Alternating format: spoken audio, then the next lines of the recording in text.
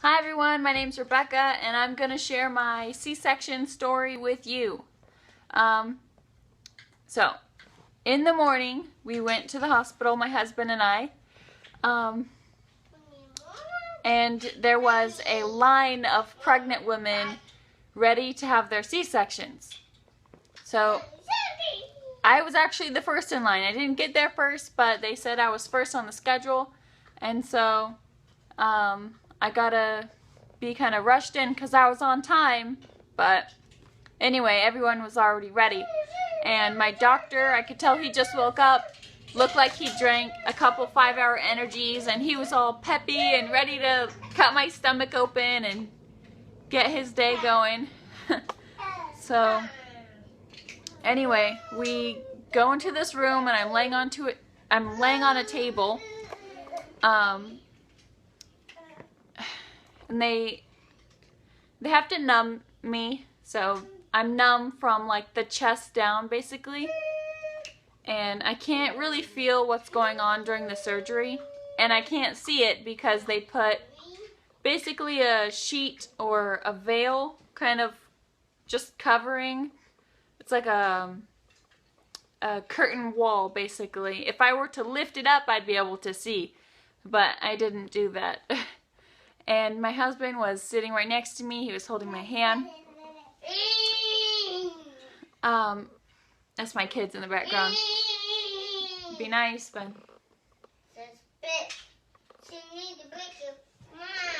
see, you could see them there. They're playing.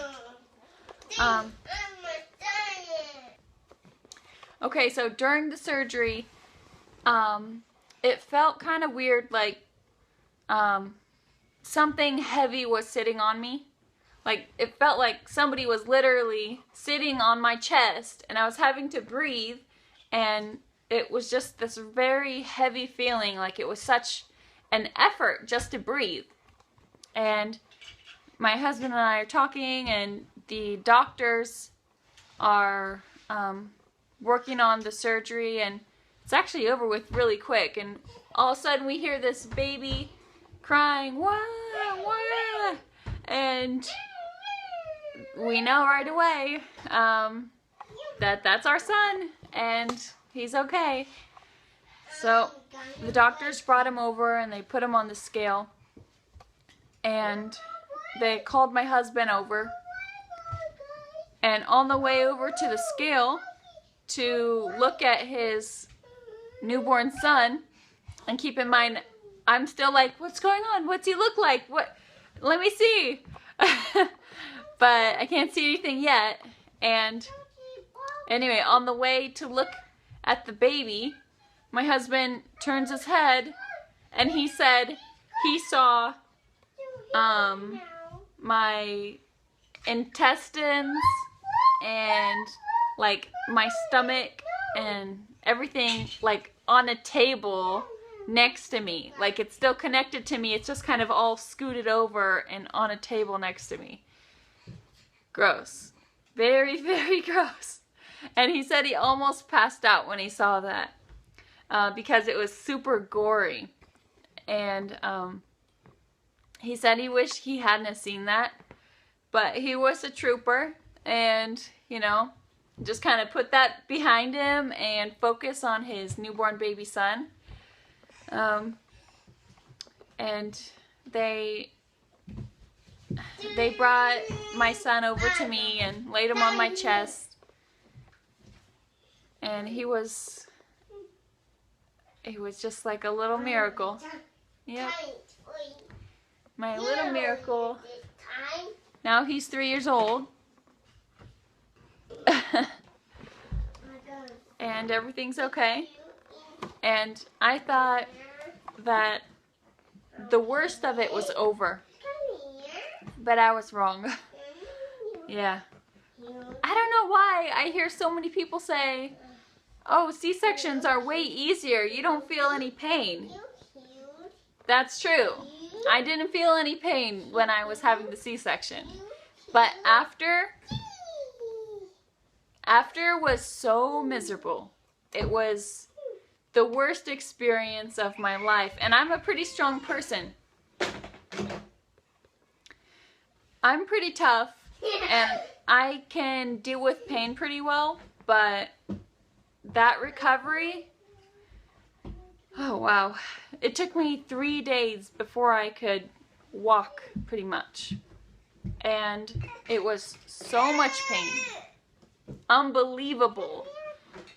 And when I finally got home, I needed a lot of help. A lot of help.